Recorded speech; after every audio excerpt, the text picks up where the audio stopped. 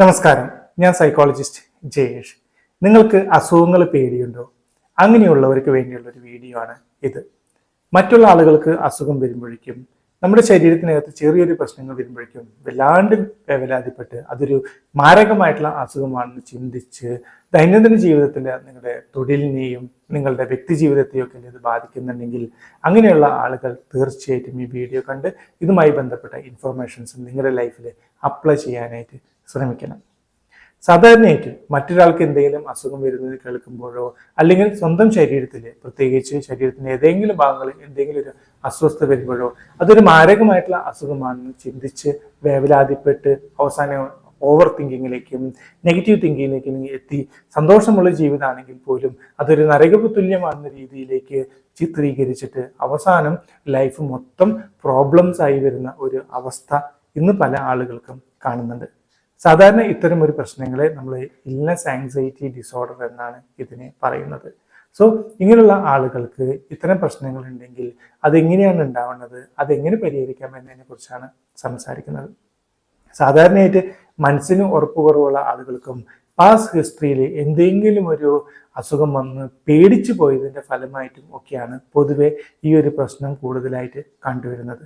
ഇതുകൂടാതെ ഹെറിഡിറ്ററി അഥവാ പാരമ്പര്യമായിട്ടും പലരിലും ഈ പ്രശ്നം കണ്ടുവരുന്നുണ്ട്.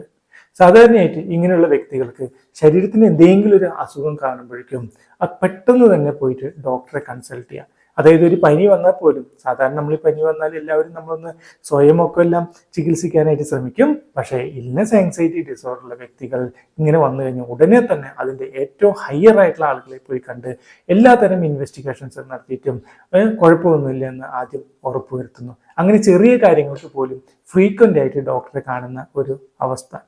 ഇനി ഡോക്ടേഴ്സിനെ കണ്ടാലോ അടിക്കടി ഡോക്ടേഴ്സിനെ കാണുന്നോ എല്ലാത്തരം ഇൻവെസ്റ്റിഗേഷൻ നടത്തി കുഴപ്പമില്ല എന്ന് പറഞ്ഞാലും ഇതിലൊന്നിലും അവർക്കൊരു സാറ്റിസ്ഫാക്ഷൻ പോലും കിട്ടില്ല. സോ അവർ പറയുന്നത് എന്താണെന്ന് വെച്ച് കഴിഞ്ഞാൽ അല്ലെങ്കിൽ അത്തരം ആളുകൾ സ്വയം ചിന്തിക്കുന്നവർക്കെല്ലാം ഈ ഡോക്ടേഴ്സിനൊന്നും എൻ്റെ രോഗം കണ്ടുപിടിക്കാനായിട്ട് കഴിയുന്നില്ല, അതുകൊണ്ടാണ് ഈ എല്ലാ ടെസ്റ്റുകളും നമുക്ക് അവർക്ക് ആക്സെപ്റ്റ് ചെയ്യാനായിട്ട് പറ്റാത്തത്, അല്ലെങ്കിൽ ടെസ്റ്റുകളൊന്നും ചെയ്യുന്നത് ശരിയല്ല. സോ ഒരു ലാബിൽ നിന്ന് ടെസ്റ്റ് ചെയ്തതിന് ശേഷം വേറെ ലാബിൽ പോയി ടെസ്റ്റ് ചെയ്യുന്നു, അങ്ങനെ റെഗുലറായിട്ട് ഇങ്ങനെ അടിക്കടി ടെസ്റ്റിംഗ് സെൻറ്റേഴ്സുകളൊക്കെ എല്ലാം മാറ്റിക്കൊണ്ടിരിക്കുക. എവിടെയൊക്കെ നോർമലാണെന്ന് പറഞ്ഞാലും ഇതൊന്നും സാറ്റിസ്ഫാക്ഷൻ അവർക്ക് കിട്ടില്ല. ദെൻ ഇങ്ങനെയുള്ള ആളുകൾക്ക് മറ്റൊരാൾക്ക് എന്തെങ്കിലും അസുഖം വരുമ്പോഴേക്കും ഉടനെ പോയി ചെക്കപ്പ് നടത്തും.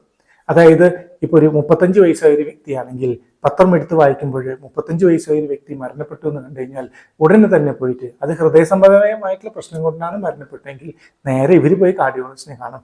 അവർക്കൊരു സ്ട്രോക്ക് വന്നിട്ടാണ് മരണം സംഭവിച്ചെങ്കിൽ ഉടനെ പോയിട്ട് ന്യൂറോളജിസ്റ്റിനെ കാണുമെന്നൊക്കെയല്ല.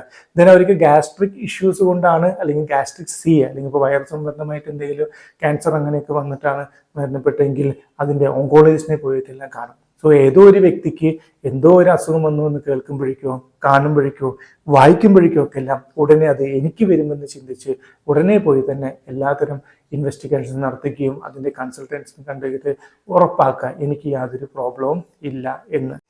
അതുകൂടാതെ ഇങ്ങനെയുള്ള ആളുകൾക്ക് അവരെ മനസ്സിനകത്ത് എപ്പോഴും ഉണ്ടാവുക എനിക്ക് എന്തോ ഒരു മാനസികമായിട്ടുള്ള അല്ലെങ്കിൽ വലിയൊരു മാരകമായിട്ടുള്ളൊരു അസുഖമുണ്ട്, ആർക്കും ഇത് കണ്ടുപിടിക്കാനായിട്ട് പറ്റുന്നില്ല, ഞാൻ ആർക്കും എന്തൊക്കെ കാര്യങ്ങൾ പറഞ്ഞു കൊടുത്താൽ പോലും ആരും ഇത് വിശ്വസിക്കുന്നില്ല. ഇങ്ങനെയൊക്കെയാണ് ഇങ്ങനെയുള്ള ആളുകൾ പൊതുവെ ചിന്തിക്കുന്നത്. ഇതുകൂടാതെ ഇൻ്റർനെറ്റിൽ നോക്കി എല്ലാ വീഡിയോസൊക്കെ എല്ലാം കണ്ട് ഇതിൻ്റെ എല്ലാത്തരം സ്റ്റഡീസൊക്കെ എല്ലാം നടത്തി കഴിഞ്ഞിട്ടും പക്ഷേ ഇവിടെയും ഒരു സംതൃപ്തി കിട്ടാതെ പോകുന്ന ഒരു അവസ്ഥ. സോ ഇങ്ങനെയൊക്കെ ഒരു രീതിയിലേക്ക് ഒരു വ്യക്തി കൂടുതൽ സമയം സ്പെൻഡ് ചെയ്യുമ്പോൾ അയാൾക്ക് കുടുംബത്തിലെ കാര്യങ്ങൾ ചെയ്യാൻ സമയം കിട്ടുന്നില്ല, ദെൻ തൊഴിൽ സംബന്ധമായിട്ടുള്ള കാര്യങ്ങളിൽ ബുദ്ധിമുട്ട് വരുന്നു, ആളുകളുമായിട്ടുള്ള കമ്മ്യൂണിക്കേഷൻസും ഇൻ്ററാക്ഷൻസിലൊക്കെ എല്ലാം ബുദ്ധിമുട്ടുകൾ വരുന്നു, ഒപ്പം ആളുകൾ ഫേസ് ചെയ്യാനുള്ള ബുദ്ധിമുട്ട് വരുന്നു. ഒരു ആശുപത്രിയിലൊക്കെ എല്ലാം പോയി പ്രത്യേകിച്ച് അസുഖവുമായി ബന്ധപ്പെട്ട ആളുകൾക്കാണെങ്കിൽ ആശുപത്രി കയറുവാനോ ഡോക്ടേഴ്സിനെ കാണാനും വലിയൊരു പേടിയാണ്. ഒരു ആശുപത്രി ചെന്ന് കഴിഞ്ഞാൽ അവിടുത്തെ അസുഖങ്ങൾ എനിക്കും കൂടി കിട്ടുമെന്നുള്ള ചിന്തയാണ് ഇത്തരം ആളുകൾക്കൊക്കെ എല്ലാം വരുന്നതൊക്കെ എല്ലാം. അങ്ങനെ ജീവിതം മൊത്തം ആകെ വലിയൊരു റൊമാറ്റിക് ലൈഫ് പോലെ കൊണ്ടുപോകുന്ന ഒരു അവസ്ഥയാണ് പൊതുവെ ഇൽനെസ് ആങ്സൈറ്റി ഡിസോർഡർ ഉള്ള ആളുകൾക്ക് സംഭവിക്കുന്നത്. സോ നിങ്ങൾക്ക് ആർക്കെങ്കിലും ഇങ്ങനെ ഒരു പ്രശ്നം ഉണ്ടെങ്കിൽ അതിനർത്ഥം ഇത് ഫിസിക്കലായിട്ട് ഇഷ്യൂ കൊണ്ട് മാത്രം വരുന്നതല്ല, അത് നമ്മുടെ മൈൻഡിൻ്റെ ഒരു പ്രശ്നമാണ്. അപ്പം അങ്ങനെ വരുമ്പോൾ സൈക്കോളജിസ്റ്റിനെ കൺസൾട്ട് ചെയ്യേണ്ടി വരും. ചിലപ്പോൾ ചില കേസുകളിൽ നമുക്ക് സൈക്കാട്രിസ്റ്റിനും കൂടി സേവനം കൂടി തേടേണ്ടതായിട്ട് വരും ചെയ്യും. അങ്ങനെ മരുന്നും അല്ലെങ്കിൽ മരുന്നില്ലാതെയുള്ള മനഃശാസ്ത്ര ചികിത്സകളൊക്കെ എല്ലാം ഉപയോഗിച്ച് എത്രയും പെട്ടെന്ന് നിങ്ങൾ ഇതിനെ മാനേജ് ചെയ്ത് കൊണ്ടുപോകാനായിട്ട് കഴിഞ്ഞില്ലെങ്കിൽ പ്രായം ചെല്ലുന്നതനുസരിച്ച് കൂടുതൽ പേടിച്ചിട്ട് നിങ്ങളുടെ ഓരോ നിമിഷവും മരിക്കുമെന്ന ഭയത്തോടു കൂടി ജീവിക്കേണ്ട ഒരു അവസ്ഥയിലേക്ക് എത്തിച്ചേരുന്നതാണ്. അതുകൊണ്ട് ഇൽനെസ് ആൻസൈറ്റി ഡിസോർഡർ ഒരു ഉത്കണ്ഠ മാത്രമാണ്, അസുഖങ്ങളെ കുറിച്ചുള്ള വേവലാതിയാണ്. അതിന് കൃത്യമായിട്ടുള്ള ചികിത്സകളുണ്ട്. ആ ചികിത്സകൾ നൽകുന്ന വ്യക്തികളെ കണ്ട് അവർ നിർദ്ദേശിക്കുന്ന രീതിയിലുള്ള ചികിത്സകളൊക്കെ എടുത്ത് എത്രയും പെട്ടെന്ന് ഈ പ്രശ്നം പരിഹരിച്ചെടുക്കാനായിട്ട് ശ്രമിക്കുക. താങ്ക്